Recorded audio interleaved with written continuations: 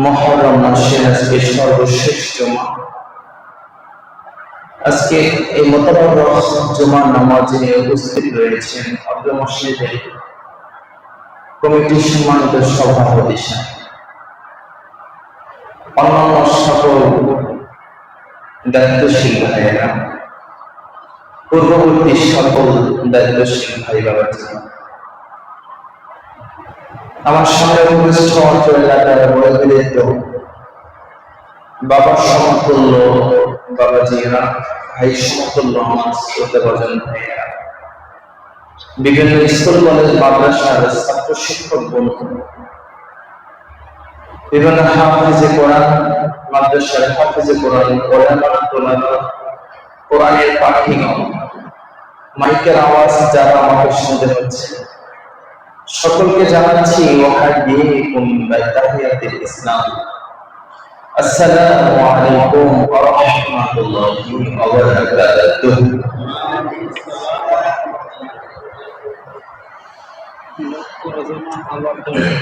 সম্মানিত হাজিরিন, লক্ষ্য করে দরুদ সালাম বিশ্ব সবার সভাপতি যার ওসিলায় আল্লাহ রাব্বুল আলামিন আপনাকে আমাকে সৃষ্টি করেছেন, এত নিয়ামত দান করেছেন, সেই প্রিয় নবীর শানে আমরা দরুদ সালাম পাঠ করি সাল্লাল্লাহু আলাইহি ওয়াসাল্লাম। সম্মানিত হাজিরিন, যার শান মান যদি সমস্ত দিন সমস্ত রাত সারা বছর কিয়ামত পর্যন্ত যদি আমরা করতে থাকি, তবুও তার শান আর মান শেষ হবে না। কিভাবে? আল্লাহ তাআলা কোরআনে বলেছেন, ইন্নাকা আলা খুলুকিন আযীম। পৃথিবীতে কোটি কোটি মানুষের মধ্যে, তোমাদের মধ্যে এমন এক মহামানবকে আমি পাঠিয়েছি তোমাদের জন্য, একমাত্র একজন, সমস্ত নবী, আম্বিয়া, রাসূল, পয়গম্বর, সমস্ত মানুষের মধ্যে আমি একজনের চরিত্রের সার্টিফিকেট আমার কোরআনুল কারীমে দিয়েছি। আল্লাহ তাআলা বলছেন, ইন্নাকা আলা খুলুকিন আযীম। আর আযীম শব্দটা আল্লাহ তাআলা বিশেষ বিশেষ মুহূর্ত ছাড়া কিন্তু ব্যবহার করে। দেখবেন বাচ্চাদেরকে ডাকে, এই আব্দুল্লাহ, আব্দুর রহমান, নোমান, কিন্তু কিছু কিছু বাচ্চা আদরের যখন থাকে সাথে একটা ওয়ার্ড ইউজ করে, নোমান রে ডাকলাম শুনলি না, আব্দুল্লাহ রে বাবা কয়েকবার ডাকলাম তুই শুনলি না। ওকে যে আব্দুল্লাহ রে বলে ডাকটা দিয়েছে, তার মানে কি এই ডাকটার মধ্যে একটা শ্রুতিমধুর আছে না নাই? আমি উদাহরণ দিয়ে কথা বলতে পছন্দ করি, বুঝতে পারছেন তো আপনারা? তাহলে এই আয়াতের মধ্যে আযীম শব্দটা ইউজ করছেন, বলছে ইন্নাকা আলা খুলুকিন আযীম। পৃথিবীর সমস্ত মানুষের চরিত্র বর্ণন করতে গিয়ে আমি আল্লাহ বললাম যে আমার নবীর চরিত্র সর্বোচ্চ সর্বোৎকৃষ্ট চরিত্র। সুবহানাল্লাহ। শুধু তাই নয়, যিনি যার লকবগুলো যদি সমস্ত দিন বলা হয় শেষ হবে না, যিনি শামসুল হুদা, বদরুদ্দুজা, নুরুল হুদা, হাবিবে খোদা, সাইয়্যিদুল মুরসালিন, ইমামুল কিবলাতাইন, সুবহানাল্লাহ। যিনি সাইয়্যিদুস সাকালাইন, যিনি জাদ্দুল হুসনাইন, সাইফুল মুসলিমিন, রাহমাতাল লিল আলামিন, মদিনা কে তাজেদার, আফতাবে নবুওয়া, হযরত মুহাম্মদ রাসূলুল্লাহ সাল্লাল্লাহু আলাইহি ওয়াসাল্লাম, সুবহানাল্লাহ। আল্লাহ তাআলা এই নবীর প্রিয় উম্মত সুন্নাহ মোতাবেক আমল করার জন্য আমাদেরকে তৌফিক দান করে, পড়ি আমিন। সম্মানিত হাজিরিন, আজকের জুমার আলোচনার বিষয় হবে চমৎকার একটি বিষয়, যেটা অতীব প্রয়োজন। মাউদু আরবিতে বলা হয় বিষয়বস্তু, সেটা হলো ফাদাইলু তাহারা, আহাম্মাত তাহারা। তাহারাত পবিত্রতা, এই পবিত্রতার গুরুত্ব। সম্মানিত হাজিরিন, সেই আমরা আমাদের রোজার পর থেকে, সাবলক হওয়ার পর থেকে বা নামাজ পড়ে আসতেছি, অনেকেই ছোট অবস্থায় মক্তবে যাওয়ার সুযোগ হয়েছে, আবার কারো মক্তবে যাওয়ার সুযোগ হয় নাই, আবার কারো ইসলামিক জলসায় বসার সুযোগ হয়েছে, আবার আবার কারো ইসলামিক ব্যবসার সুযোগ হওয়ার হয় নাই, কিন্তু নামাজটা আমরা ঠিকই পড়তেছি, কিন্তু নামাজটা আমাদের হচ্ছে কি হচ্ছে না সেই দৃষ্টিকোণ থেকে খেয়াল কি আমরা নিয়েছি? কথা বলেন, আমাদের নামাজটা হচ্ছে কি হচ্ছে না এটা একটু খেয়াল নিয়েছি? আপনি উজু করে আসতেছেন, নামাজটা পড়ে চলে গেলেন সবার দেখে দেখে, কিন্তু আপনার উজুটা হচ্ছে? আপনার নামাজটা কি হচ্ছে? নামাজের পিছনে কোনো কারণ যার দ্বারা নামাজ গলদ হয়ে যাওয়ার সম্ভাবনা, সেগুলো কি শেখার চেষ্টা করছি? করি নাই কিন্তু। আর এইগুলো শেখার জন্যই কিন্তু এই মাসিক তালিমি জলসা, মাসিক হালকা তালিমি জলসা, সপ্তাহে আমাদের মসজিদে শনিবারে আমাদের মাসিক তালিমি জলসা হয়, সোমবারে আমাদের হালকা হয়। কেন? এগুলো আপনাদেরকে শিক্ষা দেওয়ার জন্য। কিন্তু আমরা এত মহা ব্যস্ত, আমরা এগুলো শেখার সুযোগ পাই না। কিন্তু ওই দিন আমরা আফসোস করব। কোন দিন? যেদিন আল্লাহ কিয়ামতের মাঠে আপনাকে আমাকে ধরে বলবে যে দাঁড়াও বান্দা, কোথায় রওনা করতেছ? বলতেছে আমি তো বেহেশতে যাব, বেহেশতের জন্য রওনা করছি। বলছে তোমার বেহেশতের টিকিট হয়েছে কি হয়েছে না সেটা কি তুমি জানো? বলে আল্লাহ আমার আমলনামা একটু দেখেন। এই যে আমার আমলনামার মধ্যে এত হাজার হাজার নামাজ তাহাজ্জুদ আছে, এবং আমার আমলের ভিতরে এতগুলা হজ আছে, উমরা আছে, আমি যাব না, কে যাবে? আল্লাহ তাআলা বলবে না, এটা তোমার ভুল ধারণা। এই আমলনামায় নামাজ আছে ঠিক আছে, কিন্তু এই নামাজ তোমাদের এই মসজিদ পর্যন্ত, এলাকা পর্যন্ত সীমাবদ্ধ ছিল, আমার আরশে এই নামাজ পৌঁছে নাই। সুবহানাল্লাহ। মানে কি? এত কষ্ট করে নামাজ পড়লাম, আল্লাহ আপনার আরশে নামাজ পৌঁছে নাই? তাহলে আমার গলতটা কোথায় ছিল? সমস্যাটা কোথায় ছিল? বলে সমস্যাটা ছিল দীর্ঘ 70-80 বছর হায়াতে জিন্দেগি ঠিকই তো তুমি পেয়েছো, কিন্তু ওযুটা কিভাবে করে, ওযুর নিয়মটা কি একবার আলেমের কাছে গিয়ে শেখার চেষ্টা তো করো নাই। সব কাজ করছো। নামাজ কি কারণে তোমার ভঙ্গ হয়ে যায়, কি কারণে নামাজটা হলো না, ওযুটা কি কারণে হলো না, সেই প্রশ্নটা তো করো না আলেমের কাছে গিয়া। সমস্ত কাজ করছো, বাজার সদা, স্ত্রী পরিজন, মেয়ে বিবাহ দেওয়া, ছেলেকে বিদেশ পাঠানো, ছেলেকে এস্টাবলিশ করা, সব করছো, কিন্তু নিজের আমলে জিন্দেগি খেয়াল করো না। এর জন্য যে আমল করছো ওটা দুনিয়ায় রয়ে গেছে, আমার কাছে কিছু আসে। বান্দা হাহাকার করবে, আল্লাহ তাহলে আমার কি হবে এখন, কি হবে? এই যে বামপন্থী, আপনাদেরকে বলি নাই, এভাবে বাম সাইডে জাহান্নামীরা থাকবে আর কি, তাদেরকে বুঝাইছি। এই যে জাহান্নামী যারা আছে, এদের তোমার অবস্থান এদের ভিতরে হবে। বান্দা অজরে কাঁদতে থাকবে, আল্লাহ আল্লাহ আমাকে মাফ করেন। বলে সময় নাই, আমি দুনিয়ার সময় দিছি তোমাকে, অনেক সময় দিছি, অনেক সময় দিচ্ছি তোমাকে, কিন্তু সময়টা কাজে লাগিয়েছো দুনিয়ায়, সময়টা কাজে লাগিয়েছো গীবাতে, সময়টা কাজে লাগিয়েছো অন্যের দোষ ধরার জন্য। নিজের দোষ, নিজের দিকে একটু খেয়াল করো। এর জন্য আল্লাহ রাব্বুল আলামিন আল কোরআনুল কারীমে বড় চমৎকার করে ইরশাদ করেছেন। সূরা মায়দার 6 নম্বর আয়াতের মধ্যে আল্লাহ তাআলা বলেন, বিসমিল্লাহির রহমানির রহিম, ইয়া আইয়ুহাল্লাযীনা আমানু ইযা কুনতুম ইলাস সালাওয়াতি ফাগসিলু উজুহাকুম ওয়া আইদিয়াকুম ইলাল মারাফিqi ওয়ামসাহু বিরুউসিকুম ওয়া আরজুলাকুম ইলাল কা'বাইন। আল্লাহু আকবার। আল্লাহ তাআলা বড় চমৎকার করে বলেছেন, তোমরা যখন নামাজের কাছে যাবা, ইযা কুনতুম ইলা সালাওয়াত, ইলা সালাওয়াত মানে নামাজের কাছে যখন যাইবা, নামাজ পড়ার জন্য যখন রেডি হইবা, কি করবা? আল্লাহ তাআলা বলেন, ফাগসিলু, তোমরা পবিত্রতা গ্রহণ করো, উজুহাকুম, তোমাদের ফেস, তোমাদের এই মুখমণ্ডল। সুবহানাল্লাহ বলবেন না? সরাসরি সূরা মায়েদার 6 নম্বর আয়াত থেকে বলছি। এরপরে আল্লাহ বলেন, ওয়া আইদিয়াকুম, তোমাদের হাতগুলো তোমরা ধৌত করবে, তথা ওযুর সময় আমরা যে হাত ধৌত করি, আল্লাহ হাত ধৌতর কথা বলেছেন। ইলাল মারাফিক মানে এই কোন পর্যন্ত। ওয়ামসাহু, তোমরা মাসিক করবে, কি মাসিক করবে? বিরুউসিকুম, মাথা মাসিক করবে। ওয়া আরজুলাকুম, তোমরা পা ধৌত করবে। ইলাল কা'বাইন, কা'বাইন মানে হলো পায়ের গোড়ালি পর্যন্ত। কাবাইন বলা হয়। বলেন কি বলা হয়? যদি বাবা বলি আপনার বয়স তো 70 হয়ে গিয়েছে, 60 পার হয়ে গিয়েছে, আমাকে একটু মাসালাটা বলে দেন, পাটা যখন ওযু করেন পায়ের ব্যাপারে কি কি মাসালা রয়েছে আমাকে একটু বলেন।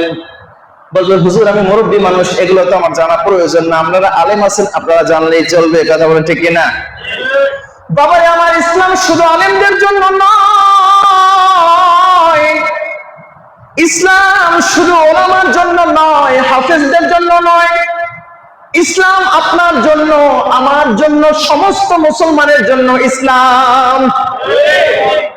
আপনি আল্লাহর কাছে বলবেন আল্লাহ আমি উম্মি মানুষ, আমি জানি না, আল্লাহ কিন্তু আপনাকে বলবে তুমি জানো না, কিন্তু আমার আলেমী দ্বীন মিম্বারে বসে জুমায় আলোচনা করেছিল, কিন্তু এরপরও তার কাছে শেখার চেষ্টা করো নাই। আজকে না জানি বলে কোনো কাজ হবে না। ও বাবাজিরা আমার, সেদিন এক এমন ভয়ানক মুহূর্ত আসবে, আল্লাহ রাব্বুল আলামিন তার কুরসিতে বসে ওয়াহিদুল কাহ্হার মানে এক ভয়ঙ্কর রূপ। এখন বলবেন হুজুর আল্লাহ কেমনে ভয়ঙ্কর রূপ নেবে? বাবারে আমার, আল্লাহর দুইটা রূপ রয়েছে, একটা হলো রহমান আর একটা হলো রহিম। সুবহানাল্লাহ। আল্লাহর রহমান নাম আছে না নাই? আল্লাহর গফুর নাম আছে না নাই? কেমন গফুর? আল্লাহ রাব্বুল আলামিন ইরশাদ করেছেন, আমার বান্দা দুনিয়ায় আমি তোকে অনেক সময় দিয়েছি, একটু সুন্দরভাবে ওযু কর, আমার জায়নামাজে দাঁড়িয়ে যা, আমি আল্লাহর কাছে দুইটা হাত তুলে আস্তাগফিরুল্লাহ বারবার বলে নিজের গুনাহ খাতাগুলো মাফ করাইয়া নে। আমি আল্লাহ তোর জন্য পর্যাপ্ত পরিমাণ সময় আমি দিয়েছি। এই দুনিয়ার যে সময়টা দিয়েছি এটা হলো আল্লাহর রহমান রূপ, এটা হলো আল্লাহর গফুর রূপ। পড়ি সুবহানাল্লাহ। আল্লাহ কি এখন বলছে যে একবার গুনাহ করছিস তুই বাপ, তুই আমার কাছে আসবি না? বলছে নাকি? কথা বলে না, বলছে? আরে আল্লাহ তো বারবার বলতেছে লা তাকনাতু মির রাহমাতিল্লাহ। আমি কতবার বলেছি আমার স্মরণে নাই, বহুবার বলছি লা তাকনাতু মির রাহমাতিল্লাহ। বান্দা যত গুনাহ করো, যত ভুল করো, আয় আমার কাছে আয়, একটু আমার কাছে আয়, যদি আমার কাছে একটু আও আমি তোকে মাফ করে দিব। আল্লাহ আমার কাছে ওয়াদা করছে, আল্লাহ আমাদের কাছে ওয়াদা করছে। এই ওয়াদাটা কোন পর্যন্ত? Before death. Every soul taste death. প্রত্যেক প্রাণী মৃত্যুর স্বাদ গ্রহণ করবে, সেই মৃত্যুর আগ পর্যন্ত। মৃত্যুটা হয়ে যাবে, আল্লাহর ওই রহমতি, আল্লাহর ওই রহমান নামক চেহারা আপনি দেখতে পাবেন না, তখন দেখতে পাবেন আল্লাহর কহ্হার রূপ। আল্লাহ কত ভয়ঙ্কর রূপ আপনার সামনে দাঁড়াবে। আল্লাহ তখন বলবে আমার বান্দা অনেক সময় আমি তোকে দিয়েছিলাম দুনিয়ার বুকে, দুনিয়ার সময়টা তুই কি করে কাটিয়েছো আমার সব ভিডিও ফুটেজ আমার আছে, আমার ফেরেশতারা তোর জন্য সব ভিডিও করে রয়েছে। দুনিয়ার বুকে আমি 200 মেগাপিক্সেল, 500 মেগাপিক্সেল, 1000 মেগাপিক্সেল সাধারণ ক্যামেরা দিয়ে তোমরা ভিডিও করতা, কিন্তু আমি আল্লাহর কাছে এমন এক পাওয়ারফুল মেগাপিক্সেল এই ক্যামেরা রয়েছে, আজকে সবার সামনে তোমার অপকর্মগুলো দেখানো হবে। নাউজুবিল্লাহ। আল্লাহর কাছে কান্দে মালিক আল্লাহ, সবার সামনে আমাকে বেইজ্জতি করিয়েন না মাওলা। আল্লাহ একটা ডাক দিয়া বলবে আর কাঁদলে কাজ হবে না, তোমার কাঁদার সময়টুকু ছিল মৃত্যু পর্যন্ত, মৃত্যুর আগে কাঁদো না, আমার সামনে আর কেঁদে লাভ নাই। আমার নাম হলো ওয়াহিদুল কাহ্হার, আমি ভয়ঙ্কর রূপ নিয়ে বসেছি, আমার সমস্ত উম্মতের বিচার আমি আল্লাহ এখন করব। তুমি কি করেছো না করেছো আমি সকল কিছু কিয়ামতের সামনে আমি আজকে ওপেন করে দিব। নাউজুবিল্লাহ। কিয়ামতের মাঠে যদি সব ওপেন হয়ে যায় আমাদের লজ্জা লাগবে কি লাগবে না? কথা বলেন, লাগবে কি লাগবে না? আমার বাবাজি বন্ধুরা, এর জন্য আল্লাহ তাআলা কোরআনে বলেছেন এই 4টা হলো ওযুর ফরজ, এই 4টা ওযুর ফরজ সুন্দরভাবে তোমরা আদায় করবে। এখন এই কোরআন পড়ে, এই আয়াত পড়ে ওযুর ফরজগুলো তো পূর্ণ বোঝা যাবে না। যদি বুঝতে চান আপনাকে হাদিসের শরণাপন্ন হতে হবে। হাদিসে নবী যে কিভাবে বলেছে, আলেমরা কি বলতে চাই, মাসিক তালিমি জলসাগুলো কিভাবে নসিহত করে, হালকা গুলো আমাদেরকে কিভাবে নসিহত করে, ওজুর ফরজ গুলো, ওজুর নিয়ম গুলো কিভাবে শিখায়, এগুলো শেখার দরকার আছে না নাই? আরো যদি আছে না নাই? এর জন্য আল্লাহ তাআলা কোরআনে ইশারা দিয়েছে, বাকিটা বান্দা তুমি শিখে নাও। সুবহানাল্লাহ।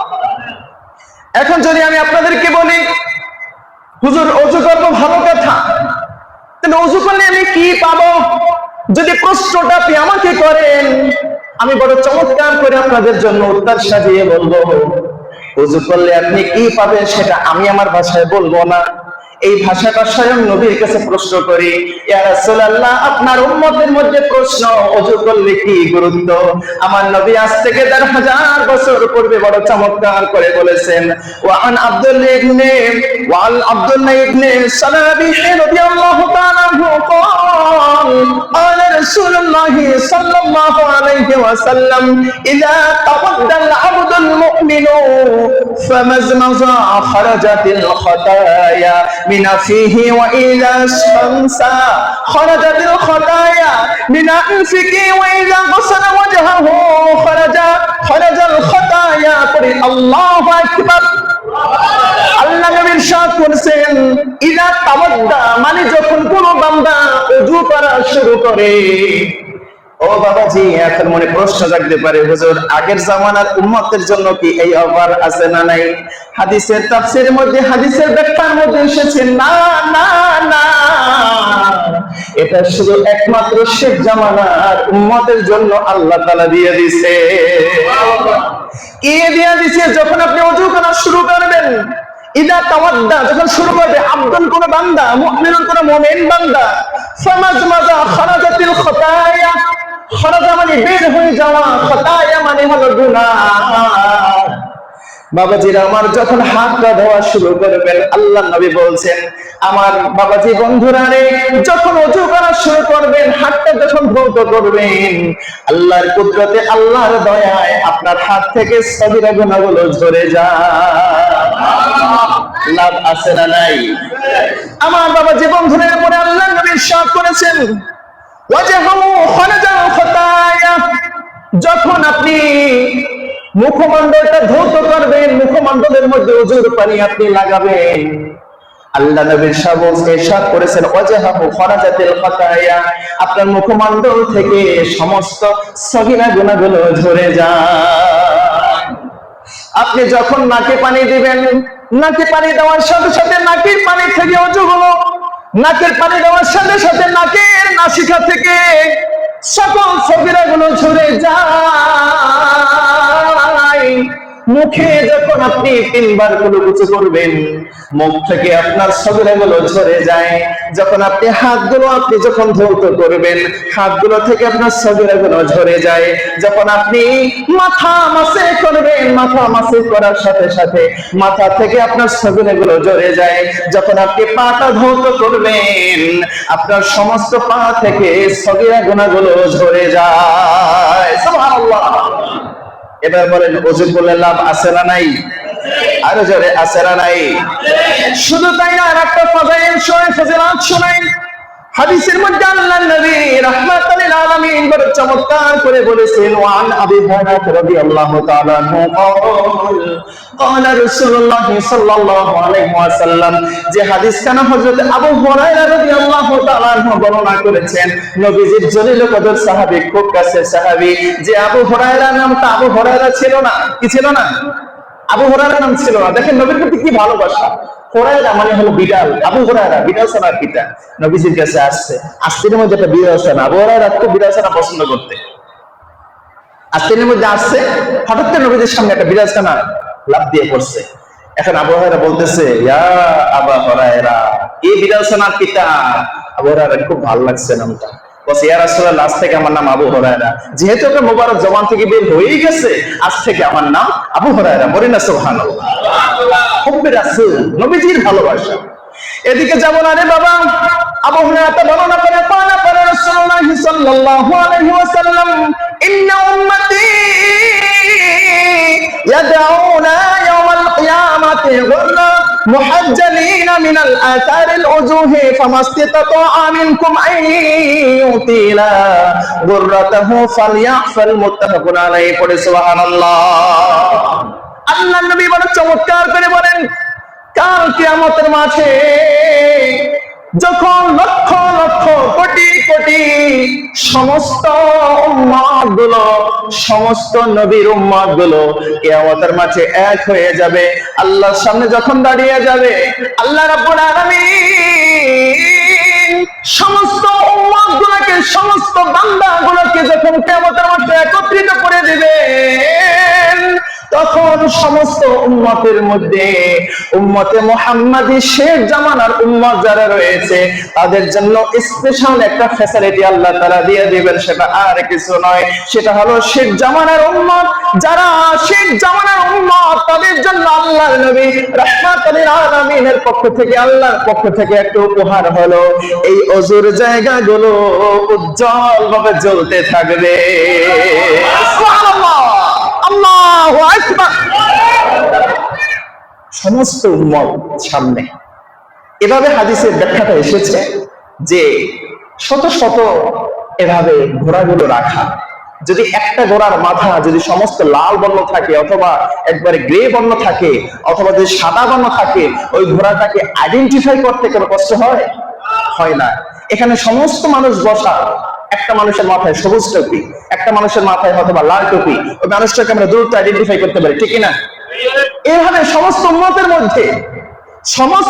মধ্যে শেষ জামানার যারা উম্মত মানে আমরা সুবহানাল্লাহ কইবেন না আল্লাহ তাআলা আমাদেরকে একটা স্পেশাল ফ্যাসিলিটি দিবে সেটা হলো আমাদের যে ওযুর জায়গাগুলো আছে এই যে হাতগুলো ধুই মাথা মাসাজ করি এই যে মুখমণ্ডল আমরা ধুই কুলি করি এই জায়গাগুলো এত পরিমাণে নূরে নূরান্বিত হয়ে যাবে জ্বলতে থাকবে আল্লাহ নবী বলতে পারবে যে এটা আমার উম্মত এটা আমার উম্মত এটা আমার উম্মত সুবহানাল্লাহ সেই নূরে নূরান্বিতর ভিতরে আল্লাহ আমাদেরকে যেন কবুল করে পড়ি আমিন এবার বাবাজির বন্ধুরা দিলটা একটু নরম করে দেন এবার আমরা আযাবের একটা হাদিস শুনবো যারা আমরা সুন্দরভাবে পবিত্র হই না সুন্দরভাবে আমরা ইস্তেঞ্জা করি না এদের জন্য আল্লাহর নবী রাহমাতুল লিল আলামিন একটা ভয়ঙ্কর হাদিস শুনিয়েছেন আমার বাবাজি বন্ধুরা যে হাদিস কালাম বুখারী শরীফের 2016 নম্বর 26 নম্বর হাদিস আমার বাবাজি মুসলিম শরীফের মধ্যে 2029 নম্বর হাদিস একই হাদিস বুখারীতে এসেছে মুসলিম শরীফে এসেছে বুখারীর নাম্বার হলো 2026 মুসলিমের নাম্বার হলো 2029 আমার বাবাজি বন্ধুরা ওয়ান ইবনে আব্বাস রাদিয়াল্লাহু তাআলা আনহু নাবিন নবী সাল্লাল্লাহু আলাইহি ওয়াসাল্লাম আন্নাহু মাররা বিকবরাইনি ওয়া'আল্লাবানি ফাকালা ইন্নাহুমা ইউ'আল্লাবানি ওয়া মা ইউ'আল্লাবানি ফিল কবীর আম্মা আহাদুহুমা ফাকালা লা ইয়াস্তাতিরু মিনাল বাউল কুলি নাউযুবিল্লাহ আল্লাহ নবী রাহমাতুল লিল আলামিন সাহাবীদেরকে নিয়ে পথ গমন করতেছেন পথের পাশে দুইটা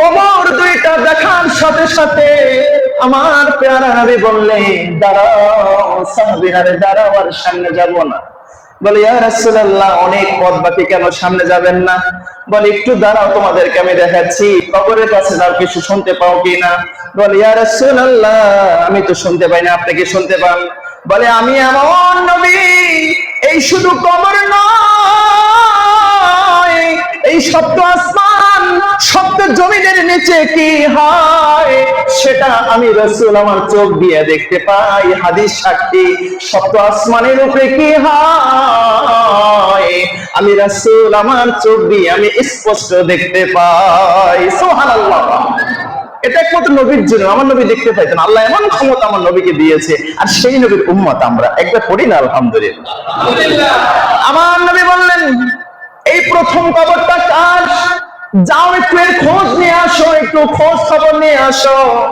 সাহাবীরা ওখানে দাঁড়িয়ে সেই কবরের সেই লাশের সেই মুখবারের যে পরিবার পরিজন আছে তাদেরকে ডেকে আনলো বললো ইয়া রাসূলুল্লাহ আমাদেরকে আপনি ডেকেছেন বলে হ্যাঁ ডেকেছি বলে এই কবরটাকে চিনো নি বলে হ্যাঁ চিনি বলে এই কবরটার ভিতরে প্রদক্ষিণ এত বেশি আযাব হচ্ছে জাহান্নামের আগুন দাউ দাউ করে জ্বলতেছে, আমি নবী দেখে সহ্য করতে পারি না,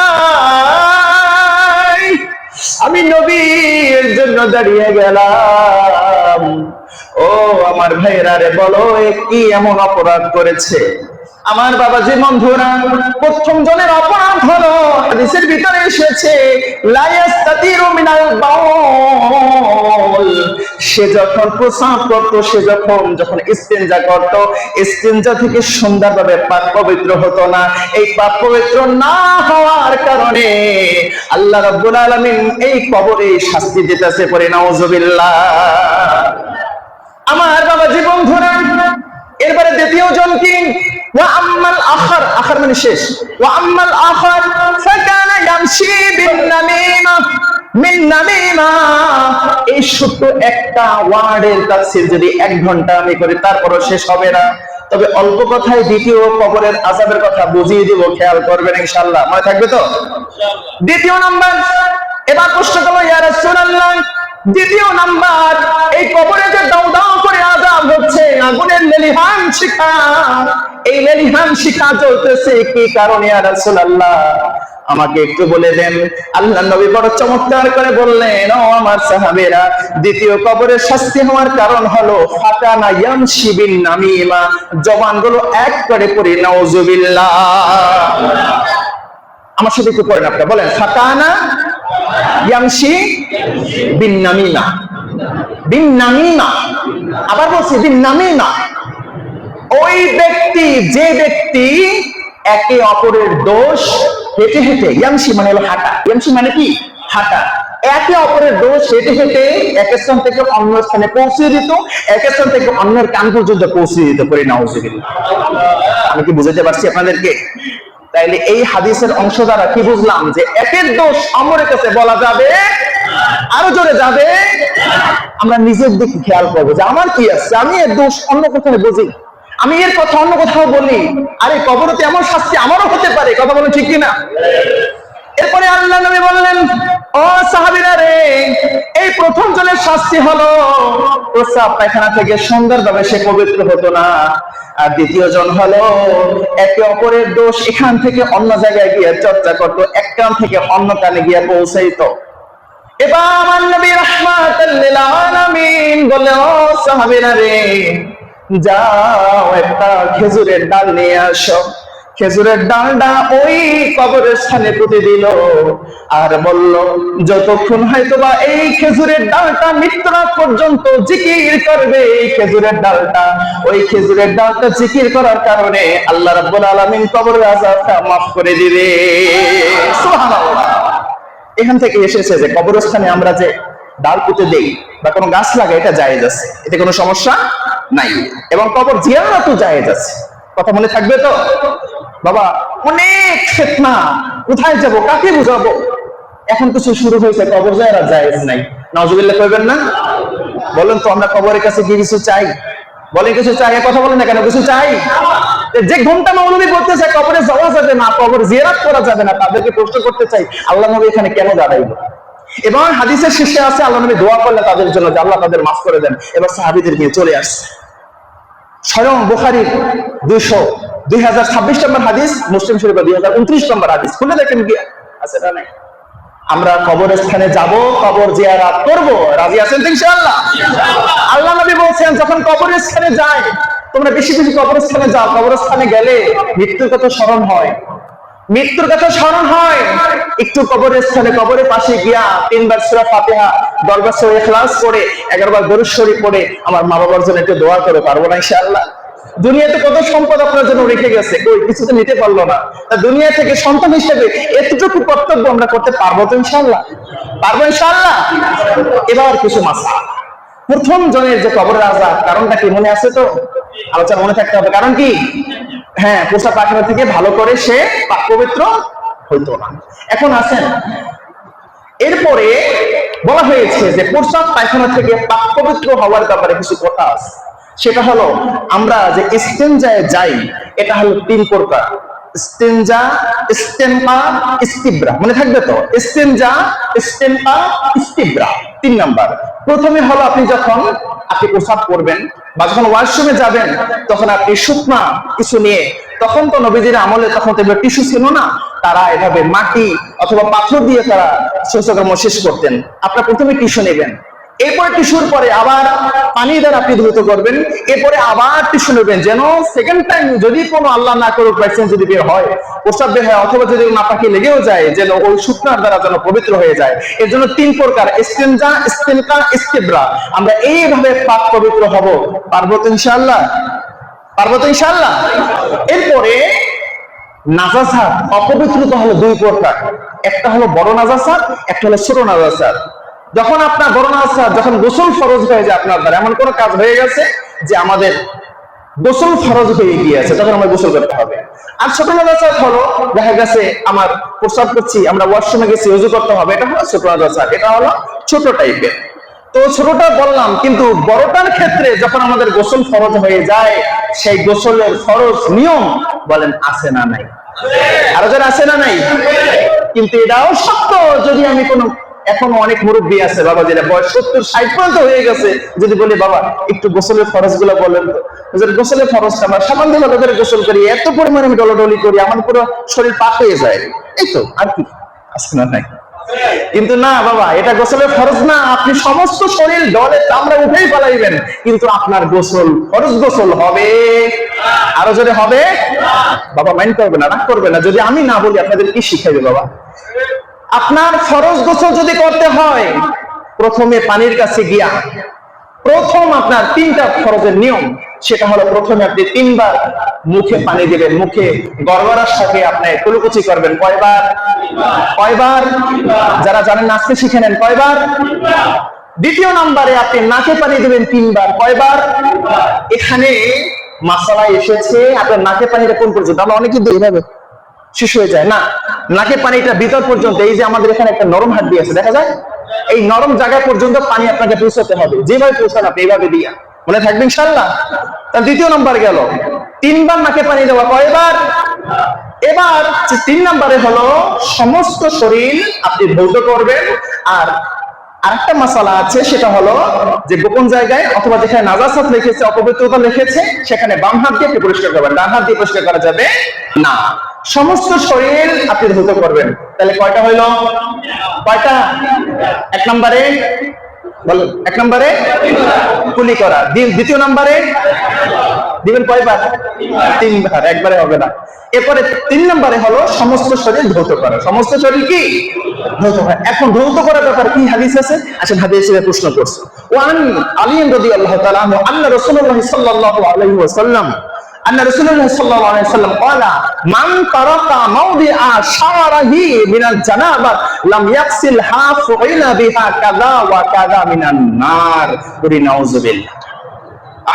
কি ভয়ঙ্কর হাদিস আল্লাহ নবী আমাদের জন্য ইরশাদ করছেন। আল্লাহ নবী বলেন, মান তারাকা মাউদিআ, যখন আমরা গোসল করি ফরজ গোসল, ওই ফরজ গোসল মান তারাকা যদি তাওয়াফ করে, শারাহি শারাহি মানে একটা পশম পরিমাণ জায়গা শরীরে যদি আপনার পানি না পৌঁছে, আপনার গোসল হবে না। করি না আল্লাহু আকবার, আপনার গোসল হবে না।